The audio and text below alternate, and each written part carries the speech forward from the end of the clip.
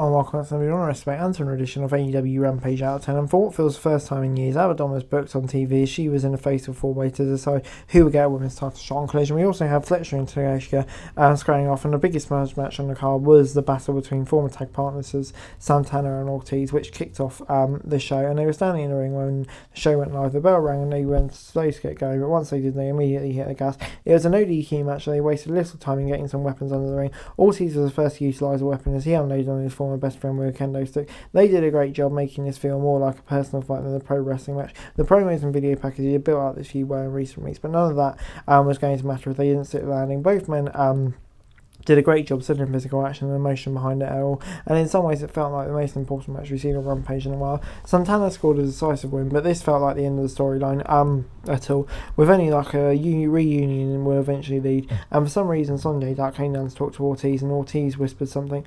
I'm not sure about that direction, but yeah, a great start to kick off show, right winner, and yeah, like I say, the storyline is definitely open for more, and I hope they do, because yeah, this is a great match. I think these two working together have so much more to give, so hopefully they do.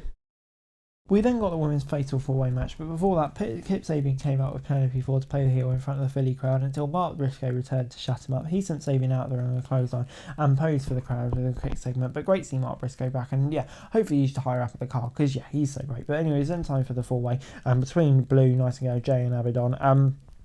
Statlander tried to talk with Blue and Willow backstage, and without their attitude, since Julia Hart misses them. We also got an interview with Anna, but Abaddon didn't do one because her character never speaks. A couple of minutes into the match, Tony Storm showed up with Luther to watch the match from the stage, and the first half of the match had a few spots and felt a bit awkward, but the second half was better and showed all four competitors in good light. In an outcome many would call it upset, Abaddon pinned Jay to get the win and earn a title shot, which I was definitely surprised by. I'll get 6 out of 10 for me. Like I say, it started off maybe not too great, but improved. And yeah, surprising result. But I think Sheila v Abaddon's definitely going to be intriguing in Collision. So yeah, looking forward to seeing that one. But yeah, 6 out of 10.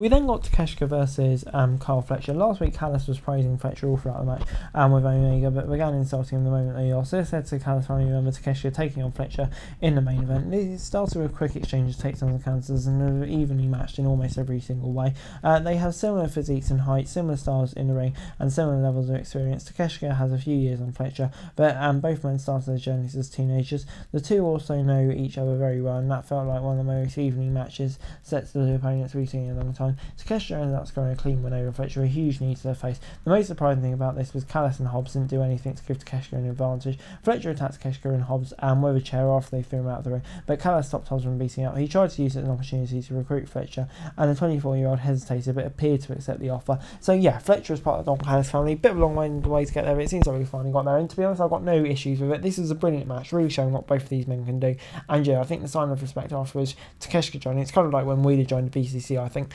It worked really nicely, and yeah, definitely in favourite. It gets 7 out of 10 for me. Good stuff. Overall, AEW Rampage gets a 7 out of 10 from me this week. Yeah, I thought, like I said, a really enjoyable Rampage this week. Lots of good stuff on there. The main event was really good, as was the first match. I think for different ways. The main event was a bit of a technical classic.